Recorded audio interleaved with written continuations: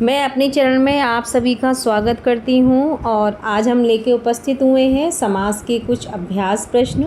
इनको पढ़ेंगे और इनका अध्ययन करेंगे और इनको छांटने की कोशिश करेंगे कि किस पद में कौन सा समास है। ठीक है, तो आई होप कि आपने ये समास पढ़े होंगे, और यदि आपने नहीं पढ़े हैं समास की डिटेल की, समास कितने होते हैं, कैसे होते हैं, हम इनको कैसे पहचानते हैं, और आप चाहते हैं कि मैं आपको वीडियो पोस्ट करूं, तो आप मुझे कमेंट सेक्शन में बता सकते हैं कि वीडियो समास की मतलब एक डिटेल्स मतलब जो वीडियो होगी वो मैं आपको पोस्ट कर सकती हूँ, है ना। और यदि आपने पहले से ही इनको पढ़ रखा है तो हमारा फ़र्ज़ है कि हम इनको प्रैक्टिस के माध्यम से करें, जिससे कि हमारे पेपर में और हमें सहूलियत हो जाए कि हम जो भी शब्द आए उसको आराम से जल्दी से टिक कर सकें।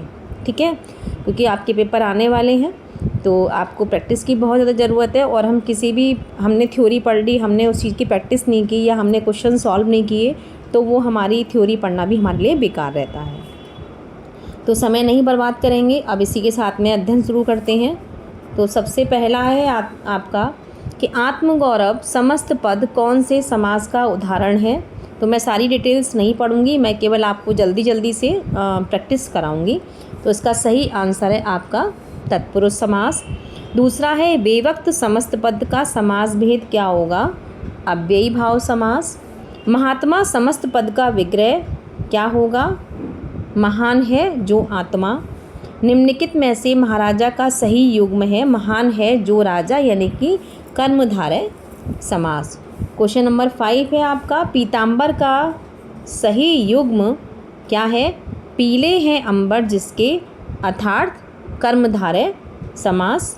शिवालय समस्त पद कौन से समास का उदाहरण है, तत्पुरुष समास। देश निर्वासित इस समस्त पद का समास विग्रह क्या है, देश से निर्वासित करना। निम्नलिखित में से द्विगु समास का उपयुक्त उदाहरण छांट कर लिखिए, यानी कि नवनिधि, यानी कि जहाँ पर संख्या प्रदर्शित हो रही हो। क्वेश्चन नंबर 9 है आपके सामने कि गिरधर समस्त पद कौन से समास का उदाहरण है, आपका बहुब्रीहि समास। चंद्रमुखी समस्त पद का विग्रह होगा, चंद्रमा के समान मुख वाली। कार्यकुशल समस्त पद का विग्रह होगा, कार्य में कुशल। आत्मकथा समस्त पद कौन से समास का उदाहरण है, आत्मकथा यानी कि तत्पुरुष समास। इसके बाद अगला क्वेश्चन है आपका क्वेश्चन नंबर 13, मनोरोग समस्त पद का विग्रह होगा। एक सेकेंड,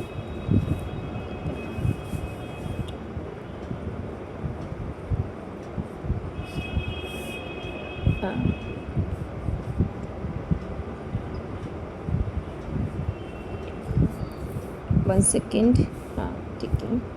क्वेश्चन नंबर 13 आपके सामने है।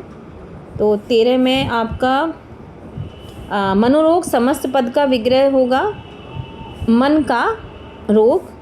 निम्नलिखित में से अव्ययी भाव समास का उदाहरण क्या है, आजीवन। अगला है शिरोवेदना समस्त पद के लिए सही समास विग्रह और समास का चयन कीजिए।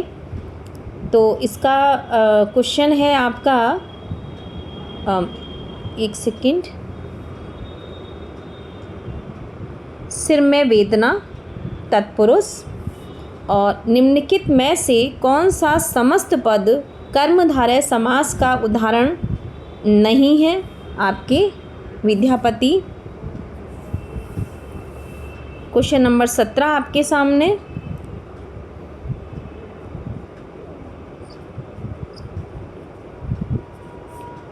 त्रिफला समस्त पद कौन से समास का उदाहरण है, आपका दिगु। एक सेकेंड, विद्याधन समस्त पद का विग्रह है, विद्या रूपी धन। ग्रामवास समस्त पद के लिए सही समास विग्रह और समास का नाम चयन क्या करेंगे हम, ग्राम में वास, यानी कि तत्पुरुष समास। अगला क्वेश्चन है काली मिर्च समस्त पद कौन से समास का उदाहरण है, आपका क्या है, कर्मधारय समास। पूंजीपति समस्त पद का विग्रह क्या होगा, पूंजी का पति। आई होप इतने बस मैंने एक प्रैक्टिस के तौर पर आपको ये बताया है। और मुझे लगता है आपको ये समझ में आ गया होगा, लेकिन मैं फिर भी आपको एक बार बोलना चाहूँगी, यदि आपको ये समझ में नहीं आया है तो आपको मैं वीडियो अवश्य पोस्ट करूँगी। लेकिन आपके बस एक निवेदन है कि आप ये चीज़ मुझे कमेंट सेक्शन में आप ज़रूर बताएं कि हमें समाज को कैसे पहचानना है, या हमारे समाज हमें समझ में आ रहा है, तो ये आपको बताना पड़ेगा। तो मैं आपको वीडियो अवश्य पोस्ट करूँगी। धन्यवाद। और ये आपको ये वीडियो पसंद आ रही हो या टीचर्स पसंद आ रहे हो तो आप अपने दोस्तों को ज़रूर शेयर करें और उनको भी बताएं, जिससे कि वो भी इन वीडियो का लाभ उठा सकें। और मेरी आप पुरानी वीडियो भी उठाकर देख सकते हैं कि मैंने काफ़ी हिंदी में मैटर पढ़ा रखा है, मतलब जो भी आपको संधि के बारे में, ये पुरानी वीडियो आप पढ़ सकते हैं।